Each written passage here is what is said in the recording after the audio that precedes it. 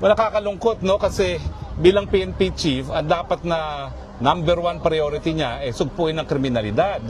Naboto na ang Pilipinas sa pinakadelikado at nakakatakot sa criminality sa buong Southeast Asia. Panlima tayo sa pinakadelikadong lugar sa mga turista. Nagtataka ba tayo kung bakit bumagsak ang mga tourist arrival natin? Naku, 2.1 million na lang ang dumating na sa Pilipinas, samantalang ang ating mga karatig bansa gaya ng Thailand ay 35 million. Kasi nga, takot na ang mga dayuhan.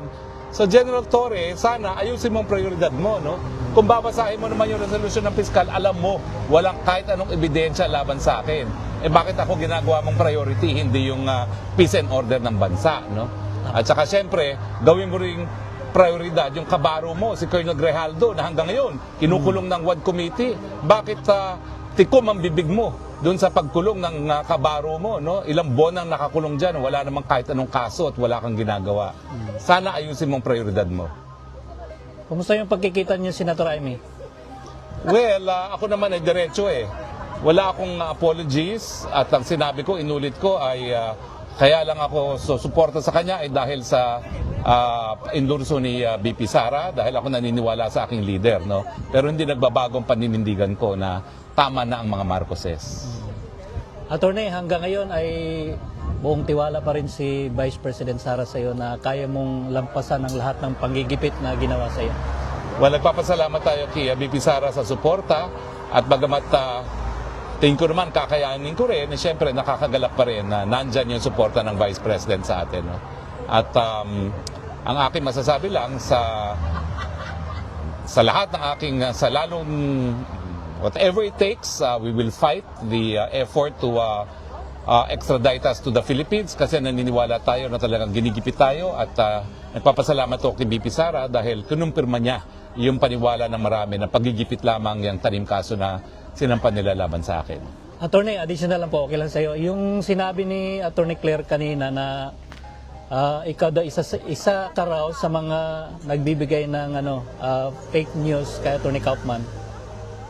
Well, she doesn't know what she's talking about kasi hindi na niya alam kung anong fake news. Minsan kasi may sarili siyang mundo at ang tingin niya, yung mundo niya, ang totoong balita. No? Pero pinaniniwalaan na marami, yung mundo niya, yun talaga ang mundo daw ng fake news.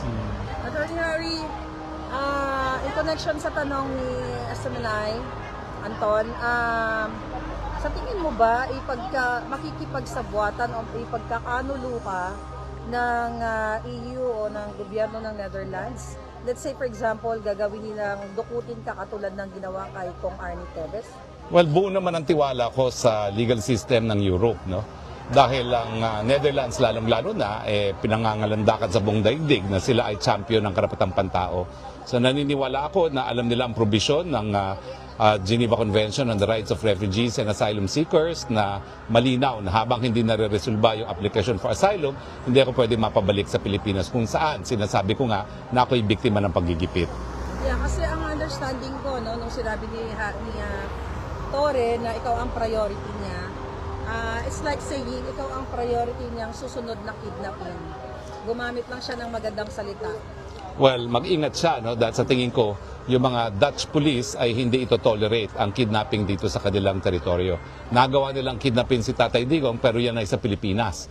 Tingin ko naman, hindi magbubulag-bulagan at magbibigihan ang mga Europeans pagdating sa kidnapping sa kanilang teritoryo.